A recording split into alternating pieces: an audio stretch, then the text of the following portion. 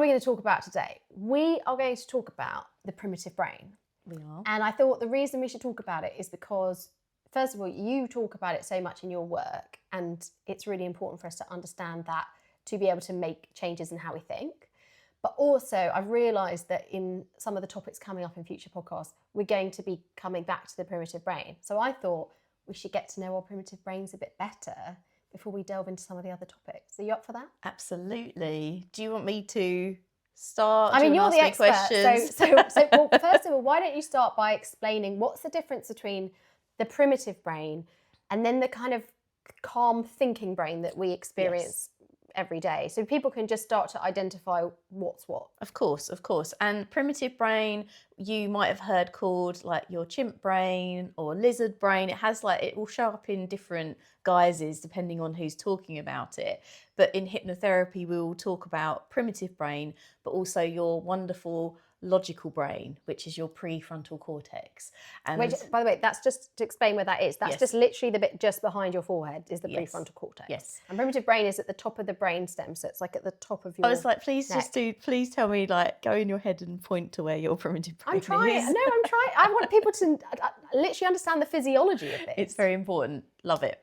Okay, so we will talk about logical brain and primitive brain. Logical brain is the part that we know as you. It's the part that's interacting. It's the part that's telling me to talk about Kate Moss. It's the part that's telling you, pull on this, link this back to what we talked about before. And so that is the part that's quite calm. It's quite rational. And it's a wonderful part of your brain. Now, your primitive part is also wonderful. It's just in a slightly different way, because that is the part of our brain that's been with us since the dawn of time. So since we were cave women, right back in the day. And the only function of that part of the brain was to keep us alive. So to protect us from bears, other tribes people, hard winters. Its main job is just to flag danger. Mm-hmm. But the problem is with our primitive brain is it hasn't evolved at the same rate as modern day life. So where we would have seen those bears, lions, tigers and bears, oh my. Now it's like my boss, being traffic on the road, losing my keys, argument with friends, oh my, you know. Mm-hmm. So our primitive brain is flagging the threats that are definitely stresses in our lives, but aren't necessarily actual threats to our lives at the same severity level. And what we find as well is that as our anxiety goes up, we'll tend to think about things, we'll descend into that primitive part of the brain, and we lose intellectual control, because effectively we're just shutting down all that wonderful logical prefrontal cortex, and we're just descending into that real primal space where we're reacting from anxiety, anger, depression, and we're always thinking about things from the worst case scenario. And it's just so you think about your clients in the city at the moment. They go to one meeting and they have a bonus delivered, and it's not what they expect. But in their head, their primitive brain is trying to flag the dangers coming down the road. So they've already been to blooming like 50 bonus meetings, and all have been a complete disaster. So that anxiety about the future starts to build. And when we have those anxious thoughts, they really can start to snowball into a place when we're really feeling in our primitive brain.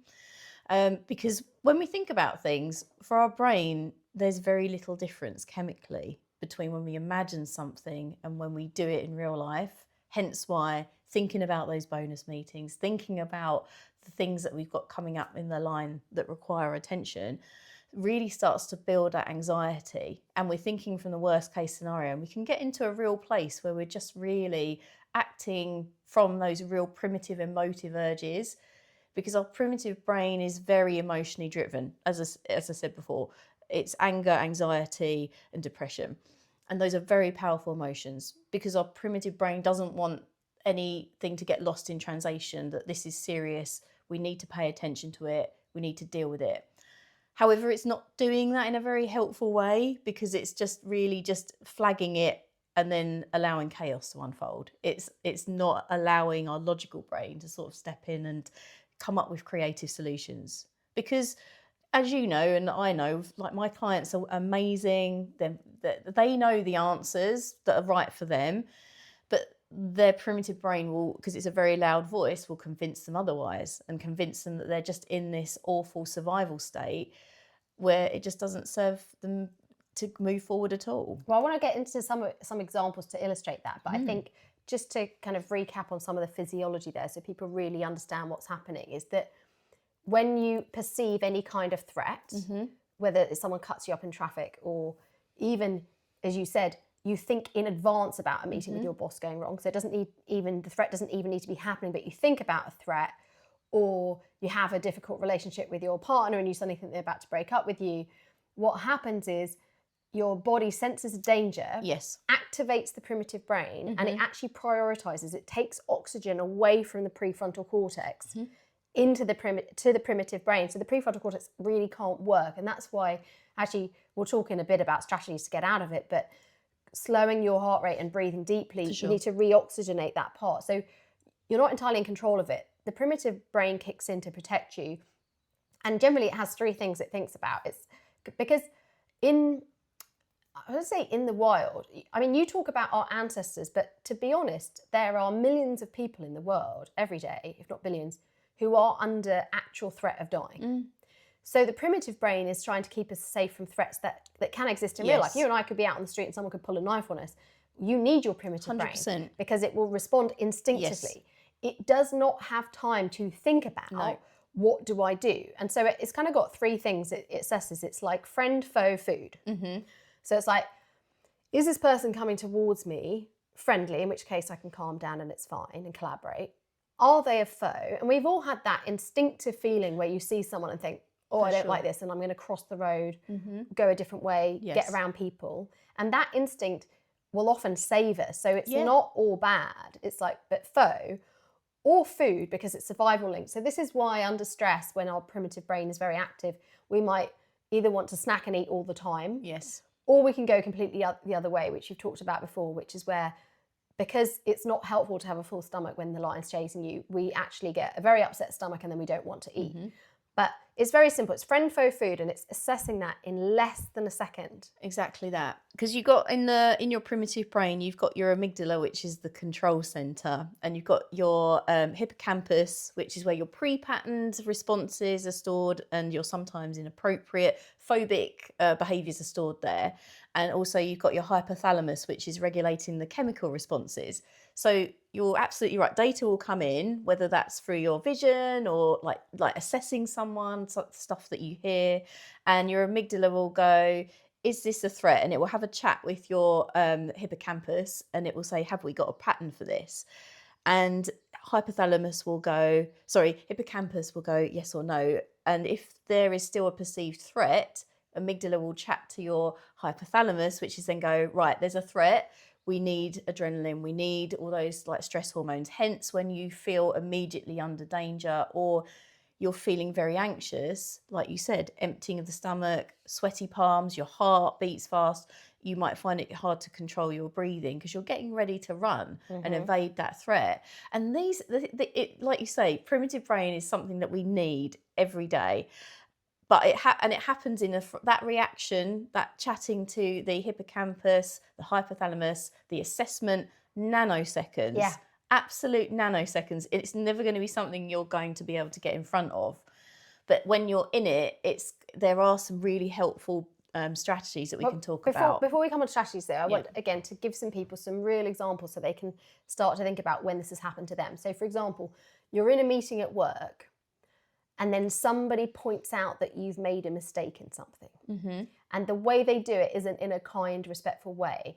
They do it in a way that's implying you're not good at your job. At least that's how you're hearing it. You suddenly feel very stressed. Your heart rate goes, and you might, because you suddenly see that person as a foe, your primitive brain suddenly says, watch out, this person's trying to kick you out of your job, which they really might not be. They might be trying to help by just pointing out an error. They're going to kick me out of my job. And then because the primal brain is all about survival, it makes a very quick hop, skip and a jump to, I'm going to lose my job. I won't have any money. I can't feed my family. I'm going to starve and die. So it goes to death. So if you think this person said something in this meeting and your brain thinks that leads to death, what happens? you go into fight, flight, or freeze. Mm-hmm. So you're either suddenly feeling very defensive, Yes. and you get all riled up. We see people in meetings you come back very strong, very defensive, or you freeze. You don't know what to say, because your brain's like, some animals, when they come at you, you're meant to just stay still. So your brain's like, just stay still, it'll be fine.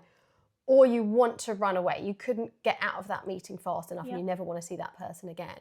And all of that is not a proportionate or appropriate response to what's just happened. But that's an example. Can you think of other examples of where the primitive brain takes over and kind of escalates a situation like that? Do you know, it's just a good point to make, as well as a lot of clients will come to me and they'll say, oh, I wish, they'll see people in interactions like where there's been like some conflict, and they'll see people respond in a very sort of calm, like witty way, and they're like, I wish I could think that. And they'll say, I can think about all these things after the moment's I've had passed. the comebacks after. Yes, exactly. But in the moment, I'm one of them. I can't come up with anything witty in the moment. I'm not that person. But that is just a really good example of how we've literally shut off all that wonderful witty responses, all that lovely knowledge in logical brain, and we've just descended into that primitive brain. So that's just another lovely example. But I think also on a personal level, we see it where people suddenly like have a sudden breakup, whether it's romantic or a friendship, where something happens that they perceive as a threat, and their brain just says, I can't deal with this, just cut the whole thing, cut the whole relationship. When I was younger, I definitely had a very strong instinct. I didn't act on it, but I used to have a very strong instinct. I'd go out with people who were great. I'd want to break up with them like once or twice a month. I would know not to, but something would happen and I'd just have this instinct of just stop it to control it. yes. And again, that's the primitive brain, and it's just calming down and going, wait a minute, like, what is this really about? Why do I perceive that as such a threat? And is it just that actually, because I really value this person, when they're upset with me, like it really stresses me out. And then I want to leave that situation. It's like we're most afraid of being rejected by the people we like the most. Yes. It's that kind of, the primitive brain is very connected to fear of rejection from the tribe. Exactly that, because we were and we still are tribal people, and we want to be included in that tribe. And there's literally any kind of tiny hint that we're going to be ejected and given the old heave ho, primitive brain is like, no, you need to dial it back. Another, because something I've been thinking about a lot as well is that the wonderful women are sometimes told by the world, you're too much, you need to dial it down. And then people, because this message resonates on such primitive level that they don't want to be excluded from the tribe, they do then start to like dim their light. What I would just say to you is you not find the right tribe. Yes. And there are people that want you to be your whole self all of the time. But yes, that is another, I don't know if I talked about it last week, but I know I mentioned it to you about, or a couple of clients. It's like even that need to be in the tribe is always still so prevalent, because I was at a set of traffic lights and I was the first in three lanes. Yeah, no, you said it on the last pod. Yeah. And it's like you want to, so for those that didn't listen, it's like you don't, even if the light goes green and you start to move, if no one else moves, you're like, should we be going? Should we? Like, it's literally your primitive brain is just really, It's sometimes when we find that anxiety is really starting, and that self-sabotage and that overwhelm is really starting to control our lives, primitive brain is just taking its job a little too seriously. And so that's where I want to now move on to the strategies of how do we spot when we're suddenly acting from the primitive brain? What can we do both in the short term and the long term to not let it drive the train, so to speak, to not let it be in control of our actions that are things we might later regret? You know, I think most of the time, if you've overreacted to something, that's just your primitive brain reacting, right? So how start from the very beginning. When you're helping clients, you know, navigate this, where do you get them to start in terms of even recognizing when it's kicking in? So what is really key in terms of before, with primitive brain, because it is there to keep us alive, we're never going to be able to sort of win and override it. So the best we can do, or the best place to start, is make sure that it's as calm as can be going into daily life as you can. So things like our sleep is very important to our well-being, because our brain is doing a wonderful process called REM, where it's like self-cleaning. Someone described it as, which was beautiful, as it's like your brain doing its own therapy at night. It's stripping out all those emotional memories, it's processing them and putting them into logical brain where you can feel more in control of them. So having your sleep is the best place to start. Make sure you're having good regular sleep routines, because that will just help you start off on the best day, and you will be able to retain more cognitive control, and you will be able to come up with some level of witty comeback if you feel like you need to. So that's a really good place. You can also, if you feel like you're in that meeting or you're in a situation, you mentioned it earlier, going back to your breath and helping you settle yourself from your breath by doing, I like to just do there are many different breathing practices, but bringing yourself into the present moment and just doing a in breath for, say, a count of 5 and out for a count of 7. Whatever numbers you're playing with, 4 and 6, 10 and 12 or 15, whatever you want to, as long as that out breath is longer, it has a real settling effect on our nervous system, so we can feel calmer. And it's just having also as well, like affirmations, sayings you can say to yourself. It's like just reassuring yourself, like, it's okay, this will pass. I like something like, I can handle this. Yes. Mm-hmm. Just telling yourself, I can handle this. Ahead of a meeting, I can handle this. Yeah. And I think it's about, as you said, if you're going into something you know will be stressful, a few deep breaths in, slow breaths out, like center yourself. Maybe try and preview in your mind the meeting going well. Exactly. But also, I think you've hit on a good point just overall, that about your basic stress levels. Because if you've got this cup of water, if this is like the amount of stress you've got in your cup, and then you go into a stressful meeting and it puts a bit more water in the cup, that's okay, you can handle that. Mm-hmm. But if your cup's already full, so you're already super stressed about everything that's going in, you've been rushing around all morning, you're worried about the kids, you've had a couple of cups of coffee, that revs up your stress system, so your adrenaline's already going. And then you go in the meeting and someone says something antagonistic, that's the drop of water that spills over the stress bucket and your primitive brain kicks in. Yes. So if your overall stress levels are higher, the primitive brain is going to kick in much more quickly, more frequently. So the first thing actually, before we even think about when it's kicked in, is just find those practices that are grounding, meditation, sleep. I find journaling really helpful to manage my stress levels, so that you're just much calmer overall. And then it definitely just kicks in less frequently. I've really found like doing that work for myself means that when I first started out in banking, I think my primitive brain was driving the train every day. And one of the things was I was, unsurprisingly, constantly feeling anxious, waiting for the next bad thing to happen. But because of all the work I've done, now I go into, work meetings, corporate meetings, public speaking scenarios from such a calm place that when something goes wrong, like when I walk up on stage, as this happened to me, and as I walk up onto the stage, they say, oh, the tech isn't working, you've got to do your hour keynote with no slides. Amazing. Perfect. I'm like, yeah, okay, fine. Like, whatever, I can do it, because I've centered myself, I'm calm, I've previewed it going well, I can handle it. Whereas before, when my overall anxiety was really high, well, that would send me into a tailspin. Yes. So first things first, just get your anxiety under control, develop meditation practices, calm mind practices, center yourself before you go into a stressful setting. Yes, definitely. And your sleep is really important, as you said, having like those little sort of peppy phrase, because your primitive brain is like a 3-year-old child. You need to think about how you can soothe it, but don't make it like a poem of something that you need to say. It has to literally be, it's okay.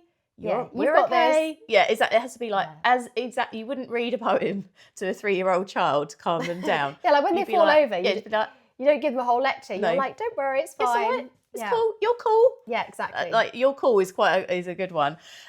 Also, when our bucket is very full, as you said, when we've got a lot going in our bucket and we can't necessarily impact on that immediately, it's important that we pay attention to the nice things in our lives.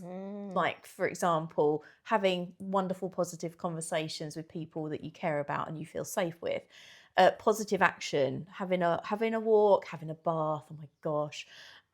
Watching a TV series, but and not one with lots thinking. Of murder. Oh no, not the full, not the full. No. This bothers me. A lot of people spend their TV time watching documentaries about serial killers, What do you think that is telling your primitive brain? It is telling your primitive brain that the world is full of serial killers and serial rapists and horrible people, which, okay, there are some of them, but like a tiny, tiny amount. But our brain is listening to the input. So if you're just reading negative news and you're just watching these scary TV programs, primitive brain is going to be on the alert for psychos everywhere. So it's watching things that are calming, funny, genuinely relaxing. Even like sad and angry music will affect your well-being. It's like trying to elevate yourself away from the things that, I don't know whether enjoy is the right word, but you'll feel drawn to, and try and just switch it up into a much more like a pet, like just even if you pick, there's some really nice playlists on Spotify, like coffee beats that are just like,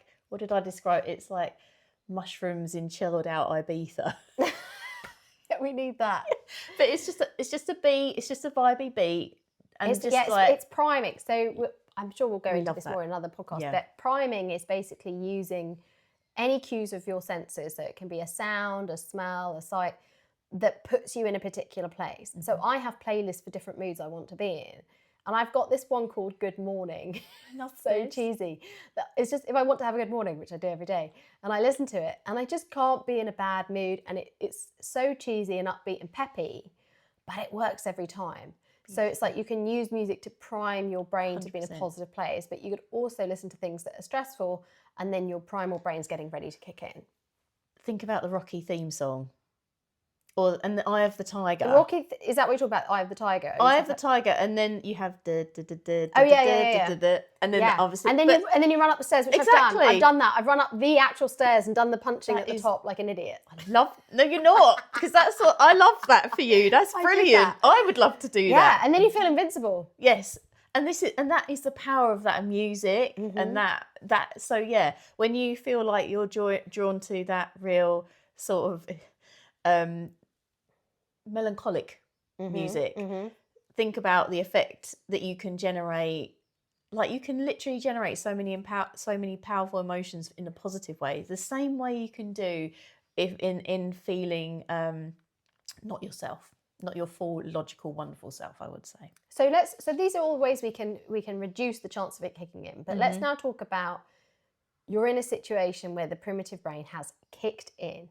So someone said the thing that's provoked it, or you've suddenly had a fear, you started to worry about something that's come up, and the hijack has happened. What are some of the telltale signs to spot that the hijack has happened? And then how do we quickly calm the primitive brain so we can get back into logical prefrontal cortex? You'll feel it will be very visceral, and you'll feel that react, because you won't be able, it's like, for me, there's nothing, so anger, anxiety, depression, and and it can be a mixture of three. Mine is rage. Sometimes I probably shouldn't admit that sometimes, but it's literally like, we were saying about it happening in nanoseconds. I can literally feel it rise up like a volcano in me. So when you feel the rage, that's your sign that it's kicked in. Yeah, and it's time to, that is the time. Some people, you might feel like you can't quite breathe. You might just find that you're like everything sort of, the outside world sort of dials down, and your senses become very heightened. You might not be able to think clearly at all. You just find it's very like, people say about the red mist. Yes, it can be the red mist. Exactly. I think it's just like you said, it's a shift in feeling into something negative. Whether it's rage, whether it's anger, nausea. I think mine goes, I'm not a very angry person. Mine goes into anxiety or self-doubt. So suddenly I am like a relentlessly positive person. I might suddenly find that I'm suddenly thinking about something in a very negative way. Or I think paranoia is often a sign that it's happened. Like you're suddenly feeling like people are against you, or people aren't trying to help you. So it's first of all, it's a emotion, but it can also be physical sensation. So it can be rapid heart rate.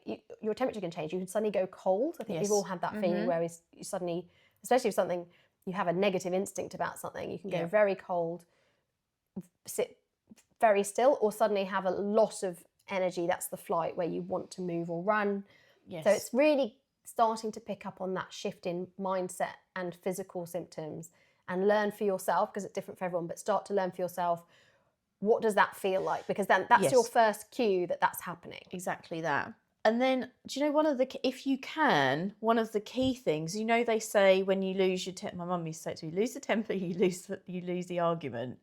It's when you're in that emotional state, if you can, and no good can come of it. No emotional decisions or emotional interactions are ever really that good long term. Yeah.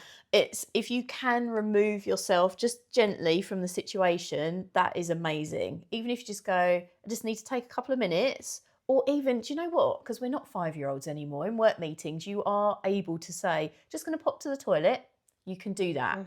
Just take yourself away for that situation to give yourself like that little pep talk of, you're cool, you're okay. Go to the toilet, distract your body and allow your breathing just to calm yourself down. First and foremost, if you can remove yourself from that situation. Yeah, so remove yourself from a threat. And it's coming back to children. You're basically taking the time out. Yes. Like we put a child on the naughty step, but it's give yourself a time out. Take yourself to the bathroom if you can. And just recognize that you're having that reflexive reaction. Yes. Now, if you can't leave the room, which sometimes happens in a work setting, this is where practicing techniques. So I would sometimes really slow my breathing down if I realized I felt under threat.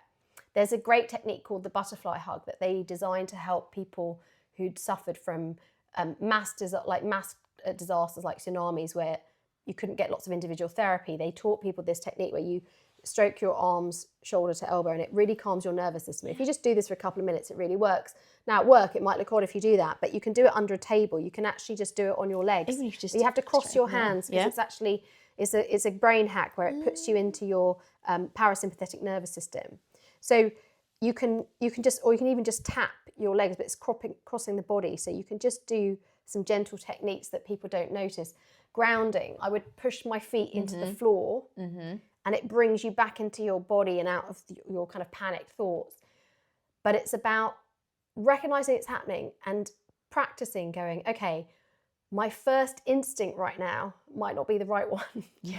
And you can, I promise you, over time, you can train yourself to not act on it. You can go, what is my instinct? But don't act on it. Exactly. And so even if you can't leave the meeting, it's just recognizing it and just slowing down, grounding. Buy yourself some time. If someone's asking for your response, ask them a question back. Yes. Get them talking so you can just regroup and center yourself. Like, these are good techniques that you can really use if you're like in a meeting scenario. But if it's not a meeting and you can just leave, just saying to someone, you know what, I need a breather. And if say it's your partner, I can feel a bit hostile if you just storm out and slam the door. But if you say, you know what, I just need 10 minutes, I'm going to come back in 10 minutes. Yes. So they know that you're coming back.